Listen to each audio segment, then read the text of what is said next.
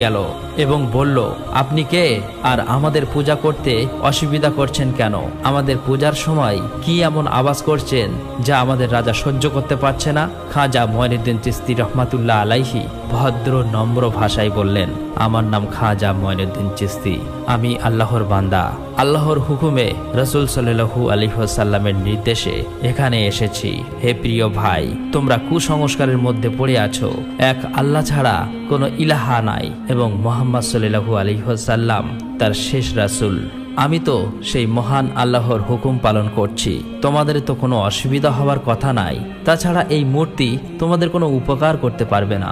এখনো সময় আছে, মূর্তি পূজা ছেড়ে দিয়ে এক আল্লাহর ইবাদত করো।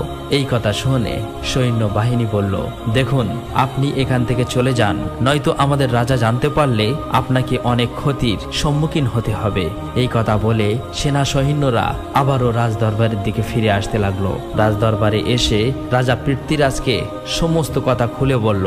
এই কথা শুনে রাজা পৃথ্বীরাজ প্রচন্ড রেগে গেল। তার মনে একটাই চিন্তা, যেভাবেই হোক এই ফকিরকে এখান থেকে সরাতে হবে, নয়তো আমাদের হিন্দু ধর্ম বিলুপ্ত হয়ে যাবে। কিন্তু তিনি কিছু বললেন না, চুপ থাকলেন। পরের দিন রাজা পৃথ্বীরাজ এক ভীষণ বড় পূজার আয়োজন করেছে। অন্যদিকে খাজা মঈনুদ্দিন চিশতি লোকেদের মাঝে গিয়ে ইসলাম প্রচার করছে, আর এদিকে জয়পাল জাদুকর তার তন্ত্র মন্ত্র কালা জাদুর সাধনায় ব্যস্ত আছে। পূজা আরম্ভ করবে।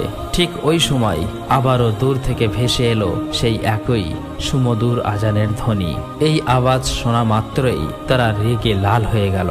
রাজা পৃথ্বীরাজ বলল, কার এত বড় সাহস যে বারে বারে আমাদের পূজার সময় বিঘ্ন ঘটাচ্ছে? তোমরা যাও, ওই ফকিরকে ধরে আনো। রাজা পৃথ্বীরাজের হুকুম পাওয়া মাত্রই আবারও কয়েকজন সৈন্য দ্রুত গতিতে এগিয়ে যাচ্ছেন তারাগার পাহাড়ের দিকে। সেখানে গিয়ে দেখলো সেই দরবেশ অর্থাৎ খাজা মঈনুদ্দিন চিশতি নামাজ অবস্থায় আছেন।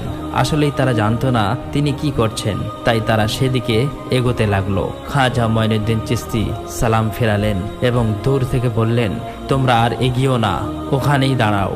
কিন্তু তারা তা শুনল না। তাদের রাজার আদেশ পালন করার জন্য, বন্দি করার জন্য এগিয়ে আসতে লাগলো। তখন খাজা মঈনুদ্দিন চিশতি এক মুঠা ধুলা নিয়ে বিসমিল্লাহির রহমানির রহিম বলে তাদের দিকে নিক্ষেপ করতেই এক অলৌকিক ঘটনা ঘটে গেল।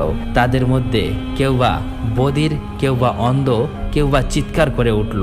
এটা দেখে সবাই দৌড়ে পালালো। এই খবর সাথে সাথেই রাজ দরবারে পৌঁছে গেল। রাজা পৃথ্বীরাজ প্রচন্ড রেগে গেল।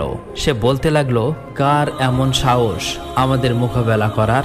যেভাবেই হোক তাকে গ্রেপ্তার করতে হবে। তখন মন্ত্রী বলল, রাজামশাই,